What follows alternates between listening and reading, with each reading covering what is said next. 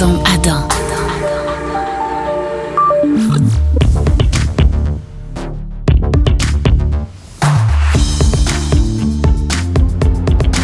Alors, bonjour les amis.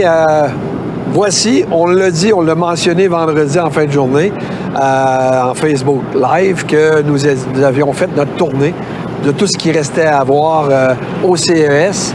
Et je suis accompagné de Guillaume pour qu'il nous en parle parce que moi, j'ai manqué le vendredi, mais j'étais là jeudi pour qu'on commence à regarder au niveau des produits des compagnies de Chine comme TCL, Sharp. Oui. Et alors, on pourrait peut-être aborder Oui. TCL.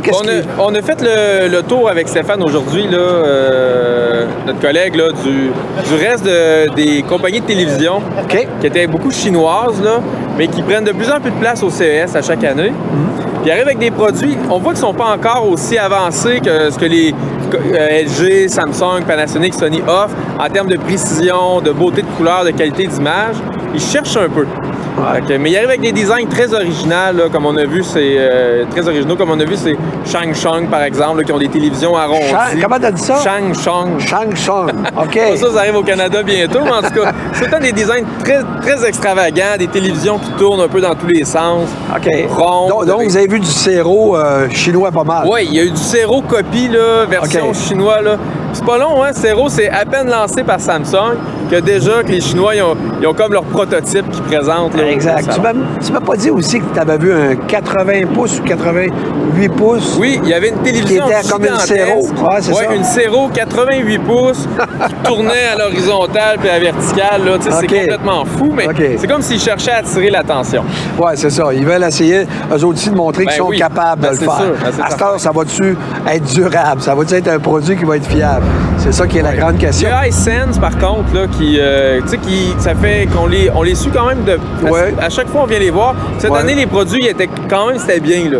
Il était bien aussi l'année passée. Leur kiosque était bien, mais tu as trouvé dans l'ensemble ça... Oui, la qualité d'image, c'était bien. Le design, les produits, la finition. Ça faisait moins bébelle que les autres. OK, parce que moi, quand j'étais avec toi hier, puis qu'on a vu TCL, puis qu'on a vu Sharp, quelle déception! Honnêtement, là, Sharp, en passant, parce que pour ceux qui connaissent le produit, c'est une compagnie qui a été très longtemps, qui était une compagnie japonaise, finalement. Mais maintenant, ils sont sous emprise d'une compagnie chinoise depuis à peu près quoi? La qualité, elle a baissé. Ah, c'est incroyable. La qualité d'image, là, c'était vraiment décevant. Moi, je trouve qu'on a vu à peu près n'importe quoi, même une télévision enroulable. En tout cas, c'était pas de la qualité de ce qu'on a vu avec LG.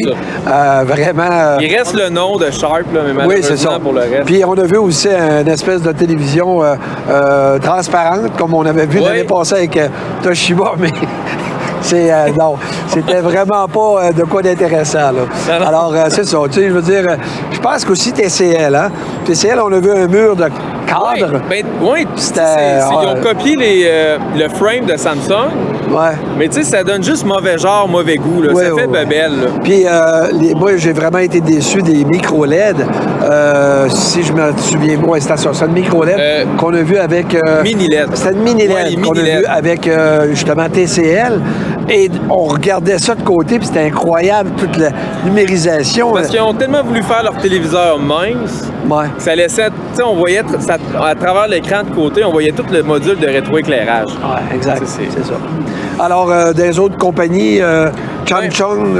Shang-Chung, c'est un peu ça, c'est des designs très extravagants. Ah oui, c'est vrai, on a vu une compagnie qui avait... Ça, c'était spécial, c'était une télévision qui faisait peut-être 12 pouces d'épais, puis qui prenait un signal puis le reproduisait en 3D. Fait que peu importe ce qu'on regardait, on avait une image 3D. En hologramme? Non, ça donnait une sensation de profondeur, un peu comme on avait il y a quelques années avec des lunettes, mais là, on n'en avait plus besoin. Ça ressemblait-tu à ce qu'on a vu chez Sony la première journée? Non, c'était moins bon. C'était moins bon que ce que... en fait, c'est ça la force. C'était pas très bon. Le rendu, c'était pas très bon. Mais en tout cas, le monsieur qui était là, il nous présentait ça, puis il avait plein de bonne volonté. Puis oui, ça marchait, on voyait de la perspective, mais la qualité de l'image, là, tu sais, c'était vraiment pas bon. C'était vraiment pas bon. OK, c'est bon.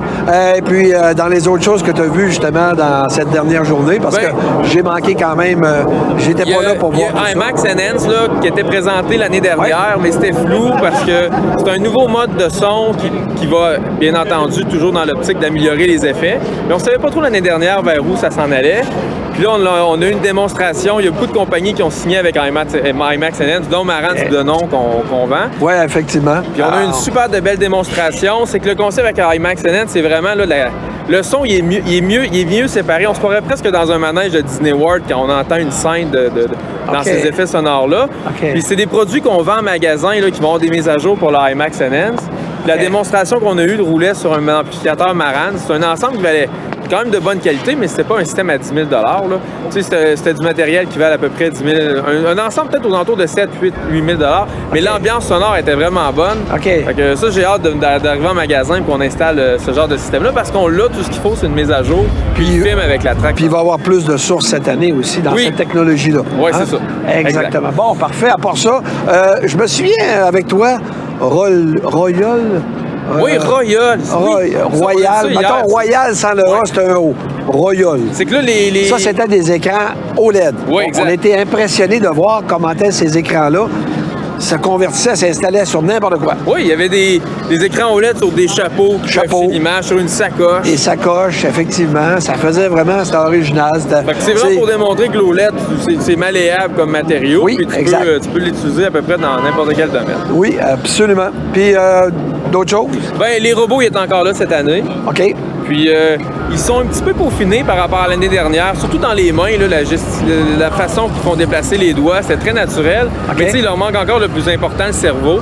Ah oui? Ils font pas grand-chose. OK. Tu sais, fait que... Ils sont pas encore intelligents. Ils sont pas encore intelligents. Ils ont des programmes là, que tu appuies, puis là, ils vont faire des actions. Mais demande-leur pas de se promener au CES, d'aller te chercher un café. Là. C'est là que tu les as perdus complètement. Là. OK. Vous êtes allé aussi dans une section avec beaucoup d'automobiles. Oui, l'automobile au CES, au Convention, c'est presque un tiers là, de tout le kiosque. Là. Ça prend énormément de place cette année. Oui. Puis c'est quoi qui t'a impressionné le plus dans l'automobile? Oui, c'est tout le futur du transport en commun. Okay. On en parle beaucoup à Québec, le transport en commun, mais c'est pas juste un problème à Québec, là, c'est dans toutes les grandes villes du monde. Puis il y a plein de solutions de transport en commun avec des espèces de petits wagons autonomes qui vont se promener. C'est-à-dire qu'on va avoir une application sur son téléphone, on va dire je vais aller à tel endroit, puis lui avec un algorithme, il va aller chercher telle personne, il va se faire son propre trajet, il va pouvoir se déplacer dans la ville, là, dans l'idée de décongestionner là, de plus en plus le trafic. Mais ça va prendre un réseau efficace pour qu'il y ait une communication entre chacun des véhicules. C'est que ça demande tellement de puissance de calcul puis de données, tous ces systèmes-là, puis les capteurs qui vont être sur ces voitures-là, que le réseau 5G il est essentiel. Là, il tarde à arriver présentement un peu partout dans le monde. Là, fait que pour les questions de piratage puis de l'écoute, la compagnie chinoise qui font les cellulaires qui vont installer ces enceintes-là. OK. Ouais, fait que c'est ça. OK. Et à part ça, je pense qu'il y a eu du côté d'aller dans... Je ne sais pas trop. Tu m'as parlé à un moment donné des petits engins pour aller dans l'eau, tout ça. Oui, bien, ça paraît qu'on est au sud. C'est sûr qu'à Vegas, c'est le désert, là, mais il y avait beaucoup de kiosques avec des drones, mais pour les piscines. Ça, on a trouvé ça le fun. Là. C'est tout petit, c'est léger. Avec une petite hélice, tu prends ça, tu rentres dans la piscine, tu appuies sur des gâchettes, là, ça te promène dans l'eau. Puis ça va l'air bien fait, là, puis c'est intriguant. Le monde qui ont des piscines, en tout cas, c'est des petits produits qui peuvent être plaisants à l'été avec les enfants. OK, super. Ben écoute, si ça fait pas mal le tour de ce que vous avez vu aujourd'hui, la dernière journée au CES, ben on va s'en aller justement, nous autres, dire aux gens que ça va se terminer. Ça nous a fait un grand plaisir de travailler ensemble, Guillaume et moi et Stéphane, qui est naturellement en arrière de la caméra, mais qui a travaillé fort pour que tous ces montages-là soient présentés là, sur le site de Maison Adam. Alors, merci à tous les gens qui ont donné des commentaires. On a apprécié beaucoup de voir que vous avez aimé ce qui a été fait par notre équipe. Aussi l'équipe de Québec, Noémie, Marie-Ève et Vanessa qui ont travaillé fort pour tout installer, finalement, rendre ces textes-là lisibles, parce que des fois, quand on travaille tard, nous autres, on n'écrit pas toujours bien, mais puis aussi, naturellement, de faire les montages là, sur le site Internet. Fait que tu as aimé ton expérience. Oui, super de belle année. Tu vas être là l'année prochaine. C'est certain. C'est ça qu'il faut. On va être là, nous autres ici, puis j'espère que vous allez encore nous suivre. Merci. Bonne fin de journée à tous et une bonne semaine.